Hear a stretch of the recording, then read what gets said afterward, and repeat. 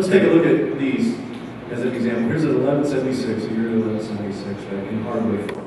In the United States, if you could find one, a vintage one, it's about $3,000. Okay? This comes free with the console, right? TubeTech CL1B.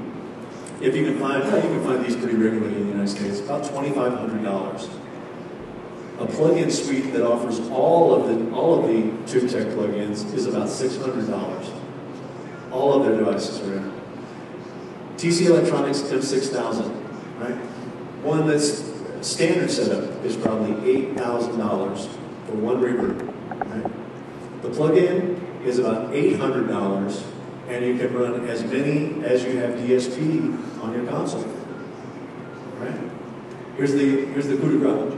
Fairchild 670. If you can find one in the United States, about $35,000. Okay? So no one is going to take one of those on the road, right? But I can have the makings of it in plug-in if I want to use it. Now, I'm not going to be the man who says to the PA vendor, I need four of these for the tour.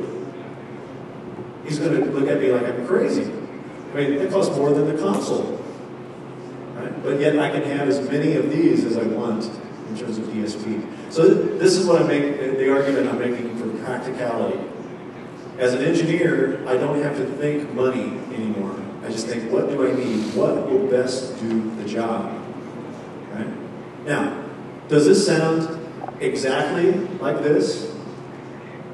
Probably not. But part of the reason is, none of these sound the same. You can have 10 of them. They sound completely different. So, what I want here, even if it's 80% of this, I'll take it. I'll take it. Because it's 80% of Fairchild is better than 0% of Fairchild. Any day of the week. Okay? And I can do it. I don't have to worry about getting it anywhere in the world. So that's the practicality of it, right? We're going to make it easier for the sound reinforcement vendor. So we'll jump through this very quickly here. I'll try not to keep you guys much longer. So really, the main thing we want to get across here is that we have some of the most coveted processors available to us now in plug-in form, like the Fairchild and many others. And we can get those easily now. We can have any of those processors we want to use for our live show. Right? And in addition, in plug-in world, and I think we'll see this over the next decade as well, the next 10 years, we'll get out of the model of just recreating old analog gear and creating processors that cannot be made in analog. That'll be able to do things where you just say, okay, well, in my mind, what would the perfect compressor do? Well, if we tried to design that in analog, it would be very, very difficult to do, maybe impossible. In digital, absolutely possible. Right? We can make almost anything we want to make there. So I think you'll see manufacturers over time start to be very creative in their plug-in design and come up with some really, really useful tools for us. As opposed to us in live sound, really repurposing recording tools, we'll have some specific live sound tools for it. So that's pretty exciting. All right, so let's summarize. Let's summarize here a little bit. And the summary here, even though it's going to look venue-centric, is really meant to get across to you how much impact, how many digital consoles are in play in the world now, how prevalent they are. Okay? Here is, and I'm sorry, this is going to be North American-centric. It's going to be kind of American-focused, but I think you'll get the idea. This is Claire Global, Sound Image, which is probably the #2 sound reinforcement vendor in America, and 8th Day Sound. I just took a rough sample of kind of the top 3 or 4 sound companies in the United States. Claire currently owns over 175 venue systems. Now, keep in mind, they probably also own at least that many Yamaha systems, and maybe, I don't know, maybe a third that many Digico systems, right? You get the numbers? It's big numbers of digital consoles. Sound Image, over 50 venue systems. 8th Day, 30 venue systems, right? Why do you think they own all these digital consoles? because they're in demand, right? People are asking for them. Engineers like me around the world can ask for any console they want, and this is what they're asking for. Okay? So this I kind of break it down this way. We're going to go to some charts here for a second, but ProSound News regularly releases the top 10 tours for the month, and they list what equipment is on use in those tours, so we keep track of that. And so if you can't read it here, I'll kind of break it down for you. The blue line, this, is Avid consoles. The red line is Digico. The greenish line is Midas. Purple is Studer. And blue is Yamaha.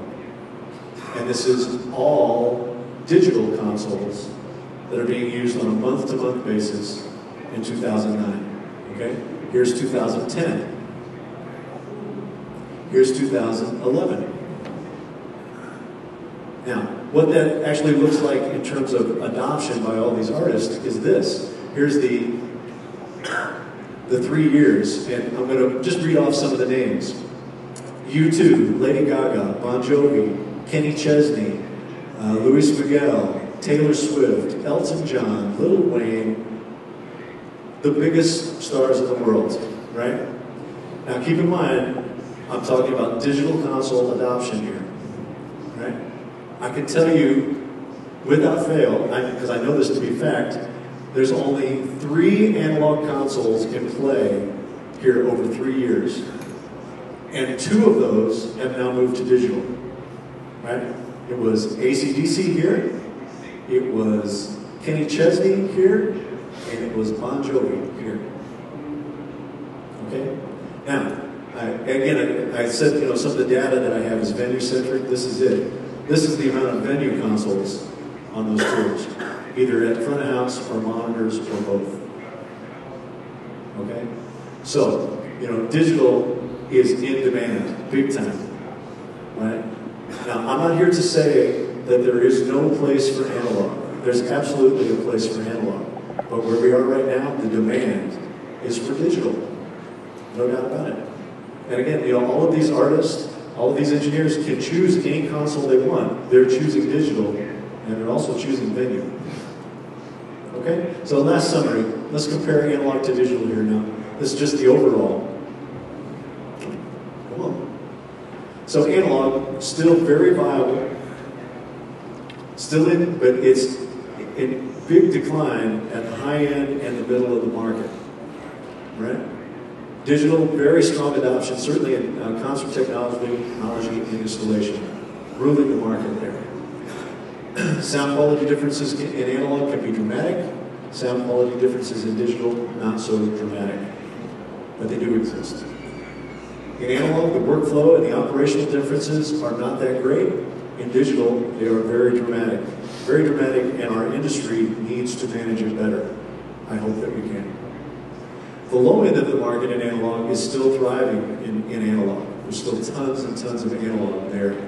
But the thing to take note of is every console manufacturer out there now, every single one, is attacking the $15,000 console market. You'll see everybody with a LS9 or equivalent releasing consoles down there. All right? So it's on. So let's talk about the future here really quickly. You want the good news or you want the bad news? Good news or bad news? Okay, let's do the good news first. Come on. Digital is here to stay. That is the good news. And the good news is, in a very short amount of time, it's going to mean way more channels, way more outputs, way more buses, way more processing, way more ways to deliver the audio in a smaller footprint, and incredibly flexible systems.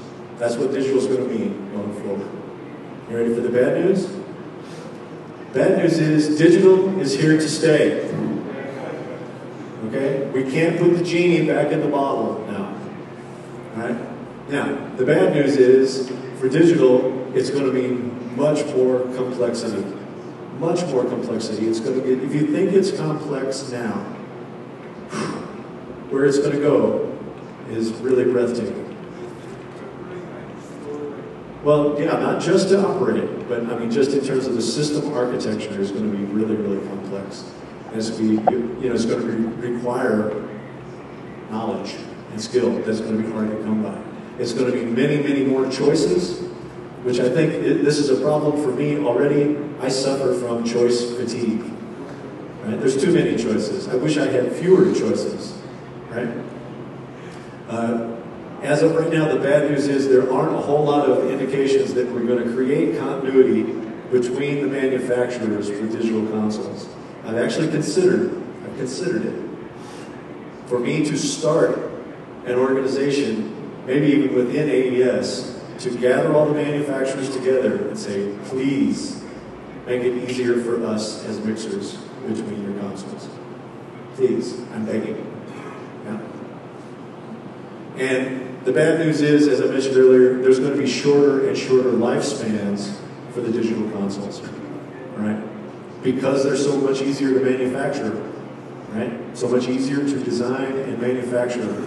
As chipsets get better, as bit rates get higher, everything, we will continue to churn consoles out into the market. So my advice to you is spend wisely. Buy consoles that are in demand, make your money, and then throw them away and go to the next one. Right? But here's going to be the problem with digital to some degree, is that there's, the used market will be our enemy. Right? As vendors and as manufacturers, we don't want to compete against the previous technology. When we release the next generation of venue, we don't want to compete against the current generation of venue. We would prefer that it just go away. Right? And it's going to be the same for the sound vendors. They don't want to just sell off their venue technology for nothing and then have to compete against it. Right? So it's on the shoulders of manufacturers to give you good incentives, either to trade it in or get rid of it, etc., to stay with the digital technology. Okay? One second. Okay? So that's about all I have today. I've been a little bit over, but thank you very much for listening, and thank you for your attention.